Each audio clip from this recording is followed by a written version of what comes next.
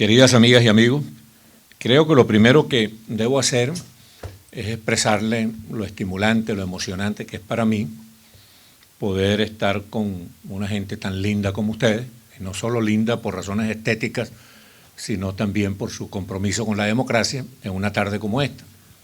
Y compartir el panel con unos luchadores por la libertad tan comprometidos como el coronel Pazmiño, Karen Hollihan, el embajador Armando Valladares, un emblema de la lucha por la libertad de Cuba, y el coronel Molina, que acaba de hablar.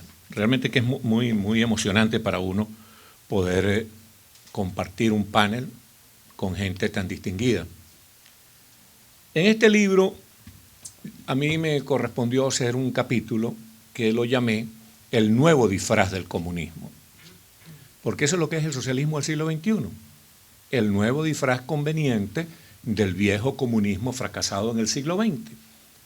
Y es que el comunismo tiene una vocación carnestolenda, una vocación de disfraz extremadamente remarcada. Si uno se pone a ver, por ejemplo, el primer disfraz conveniente que ellos encontraron tenía que ver con la palabra socialismo, que lucía como más suave, más digerible, más potable que la palabra comunismo.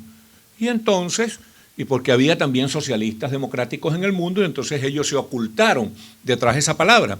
Eso es lo que explica, por ejemplo, que la Unión Soviética no se llamara Unión de Repúblicas Comunistas Soviéticas, sino Unión de Repúblicas Socialistas Soviéticas. A los países bajo el control de la dictadura imperialista soviética en Europa Oriental lo llamaban democracias populares. O sea que el mismo gobierno de Fidel Castro en Cuba asume esa connotación pues de democracia popular. Entonces, esto es lo primero que nosotros tenemos que denunciar y poner en evidencia, que este nombrecito de socialismo del siglo XXI no tiene nada que ver con la aspiración de algunos socialistas legítimos que han asumido sin complejos y con toda responsabilidad y con toda vocación la democracia, no solo en su expresión política de división de poderes, imperio de la ley, todo lo que identifica la democracia desde el punto de vista político, sino que han asumido también la democracia desde el punto de vista económico, es decir, la libre competencia, el libre comercio, la privatización, la globalización, todas las cosas que realmente conducen a los países hacia el desarrollo y rescatan a la gente de la pobreza.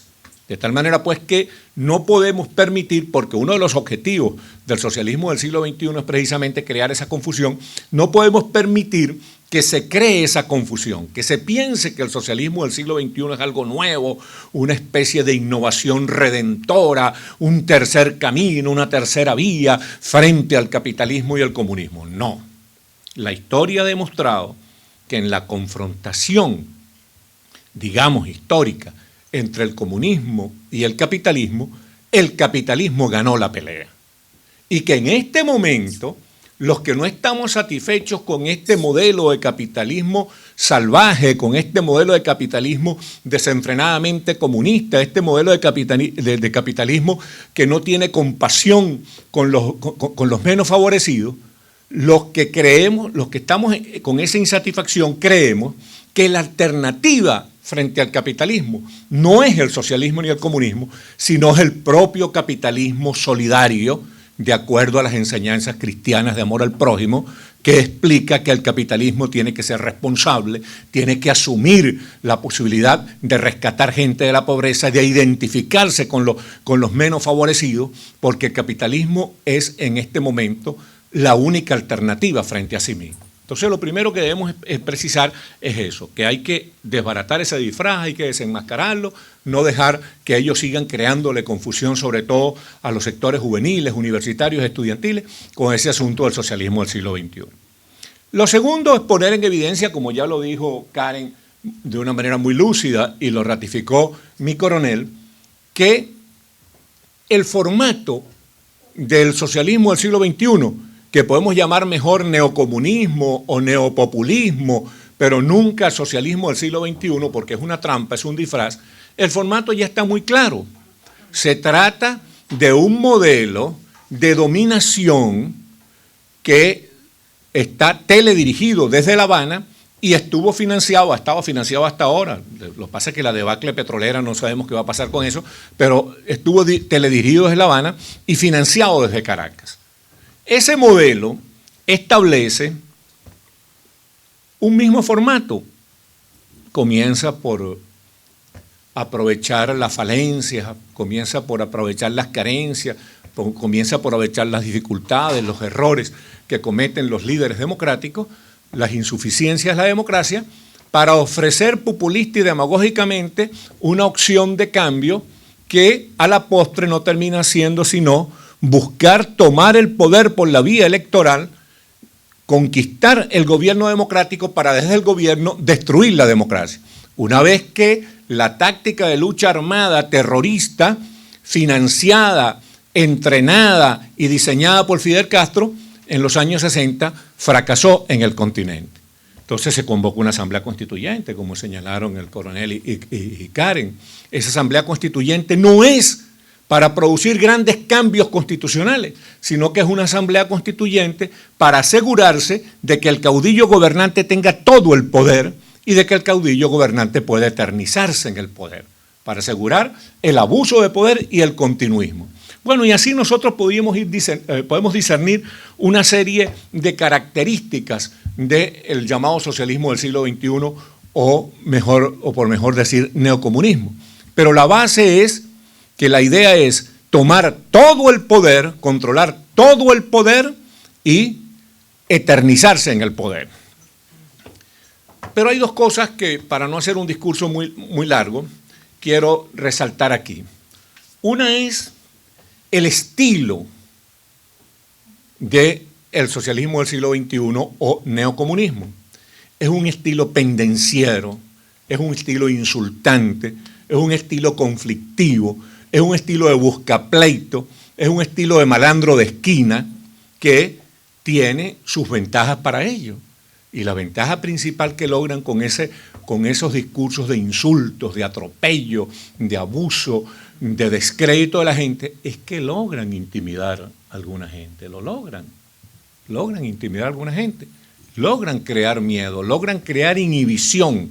Entonces una de las cosas que debemos tomar en consideración es que nosotros debemos responder con fuerza, sin la virulencia y sin la grosería de ellos, porque nosotros somos gente democrática y la gente democrática no trabaja ni con virulencia ni con grosería. Además nos hemos ocupado de leer y escribir algunos libros de tal manera que no necesitamos estar insultando a los demás. Podemos, con la elegancia que corresponde a políticos de nuestra clase, hacer las cosas sin descender a ese chiquero, sin descender a esa cloaca que es el lenguaje de la gente del socialismo del siglo XXI. Pero nosotros con mucha contundencia debemos enfrentarlo. Cuando ellos nos llaman pelucones, cuando ellos nos llaman escuálidos, cuando ellos nos ponen ese tipo de calificativos, nosotros tenemos que decir qué es lo que son ellos. Son comunistas, son castrochavistas, son demagogos, son populistas, son irresponsables, son corruptos. En estos gobiernos se ha desenfrenado la corrupción como nunca antes se había visto en la historia de nuestros países. Y eso ha sido así precisamente porque en este tipo de gobierno el caudillo controla todos los poderes, domestica los demás poderes, entonces no hay contraloría, no hay control de la corrupción, entonces la corrupción se desenfrena, la corrupción se sale de madre. Entonces nosotros tenemos que enfrentarlos con todos los hierros, sin miedo, sin complejos, sin ambaje. Insisto, sin virulencia, sin grosería, pues nosotros no somos virulentos, nosotros no somos groseros, nosotros somos gente elegante en la manera de hablar, pero esa elegancia no puede convertirse en pendejada. ¿Entiendes? Esa elegancia no puede convertirse en actitudes timoratas. Tenemos que hablarles con fuerza, porque esa táctica del insulto les ha dado resultados. Ahí está el presidente Santos en Colombia, todo acomplejado que no sabe qué hacer porque Maduro lo insulta. ¿Entiendes? Lástima que no esté un hombre como Uribe que le sabe responder con toda fuerza. ¿Entiendes? Entonces, esa es la primera cuestión que yo quería resaltar aquí. La segunda es que esta gente del socialismo del siglo XXI tiene una capacidad infinita de mentir sin rubor. Mienten descaradamente todos los días sin rojorizarse, sin ruborizarse lo más mínimo. Frente a esa actitud de violencia verbal y de mentira sistemática, organizada, deliberada, nosotros también tenemos que actuar, tenemos que desenmascararlo.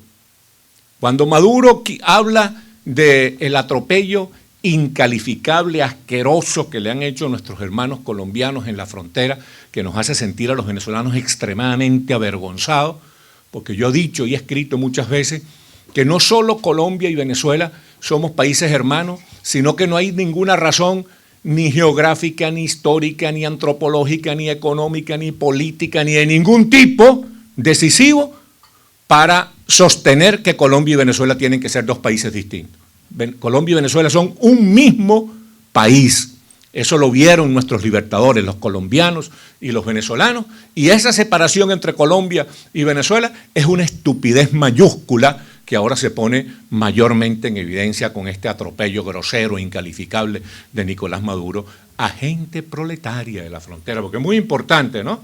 Que eso hay que resaltarlo. Nicolás Maduro no ha atropellado al ejército colombiano, ni a los paramilitares, como él dice. Él ha atropellado a gente humilde, sencilla, que está tratando de sobrevivir en esa frontera a como dé lugar, tratando de levantar su familia. Entonces, esos proletarios han sido atropellados y nosotros tenemos que denunciar eso y salir en defensa de ese tipo de atropellos. Fíjense ustedes, hubo un movimiento salarial reivindicativo de los policías ecuatorianos y este tipo tan impresentable y tan realmente repugnante que es Rafael Correa, convirtióse en un golpe de Estado y le vendió al mundo la idea de que había habido un golpe de Estado. Imagínense ustedes, unos pobres policías tratando de reclamar sus derechos, sus reivindicaciones. Pues en todos los países del mundo los trabajadores tienen derecho a reclamar su reivindicación. Bueno, así podemos poner decenas de ejemplos. Ahí tenemos, por ejemplo, el caso de este mestizo, Evo Morales, en Bolivia, vendiéndose como un representante de las comunidades indígenas, como un indígena legítimo, como un indígena puro, ¿entiendes? Y tratando de convertir a los que se le oponen en enemigos, no ya, primero enemigos de él, después enemigos de Bolivia e incluso enemigos de los pueblos aborígenes americanos. Si a ti se te ocurre decir que Evo Morales es, como en efecto es, un narcotraficante, un productor de coca, que ha vivido toda la vida de eso, un sindicalista cocalero, entonces ya no estás diciendo que Evo Morales es un sindicalista cocalero, sino que estás diciendo que estás atacando ya a los indígenas americanos. Entonces, frente a esas cosas hay que... ¿qué dice usted, mi coronel? Frente a esas cosas hay que, bueno, ponerse los pantalones y salir a pelear, pues, ¿no? Hoy, por ejemplo, yo no sé si ustedes vieron, mi coronel y Karen, hoy aparece en la prensa una información que dice que Rafael Correa está acusando al País de Madrid, al Le Monde de París y al Guardian de Londres de que están armando un complot contra Ecuador y contra los gobiernos del neocomunismo. ¿Sí? O sea que el Guardian, el País, Le Monde, que son unos periódicos serios, que son unos periódicos que tienen responsabilidad frente a su público, se han dedicado a la minúscula tarea, a la tarea enana de derrocar a Rafael Correa. Entonces, esas son las cosas, pues, frente a las cuales nosotros tenemos que insurgir. Por estas cosas, yo me emocioné mucho cuando mi coronel Mario Pazmiño, un latinoamericano muy respetable y muy querible, un patriota carta cabal, me hizo el altísimo honor y la gran distinción y el favor intelectual de invitarme a escribir un capítulo en este libro. Pensé que valía la pena, porque realmente este libro nutre el debate que nosotros tenemos que forzar, porque los llamados socialistas del siglo XXI no quieren discutir, quieren prohibir, no quieren discutir. Nosotros tenemos que obligarlos a discutir para desenmascararlo. Nosotros estamos preparados intelectualmente, nosotros estamos armados doctrinariamente para enfrentarlos en todos los terrenos. Yo se lo decía una vez a un profesor de aquí de la Universidad de la FIU, de la Universidad Internacional de la Florida. Estábamos en un programa de televisión, entonces el hombre, y tú sabes, ahí con esa cuestión de que soy pero no soy, que caracteriza a algunos académicos, entonces estaba hablando de esta cuestión de Latinoamérica, y yo le dije, profesor, ustedes se la pasan invitando a los voceros de esa izquierda desabrida, desteñida y desangelada, cada vez a dar conferencias y foros en la universidad.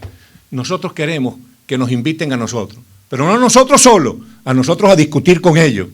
Porque yo no quiero ir a una universidad a dar una conferencia como que si yo fuera un gran conferencista. No, yo quiero discutir con ellos. Yo quiero fajarme con ellos y derrotarlos como los derroté en la universidad cuando fui presidente de la Federación de Estudiantes. A toda esa fauna ultraizquierdista, intelectualmente realmente estólida, intelectualmente realmente idiota. Entonces nosotros tenemos que promover y respaldar este tipo de iniciativas como la del SENAIN, la del coronel Pazmiño, las iniciativas del Instituto Interamericano por la Democracia, que están forzando que haya un debate,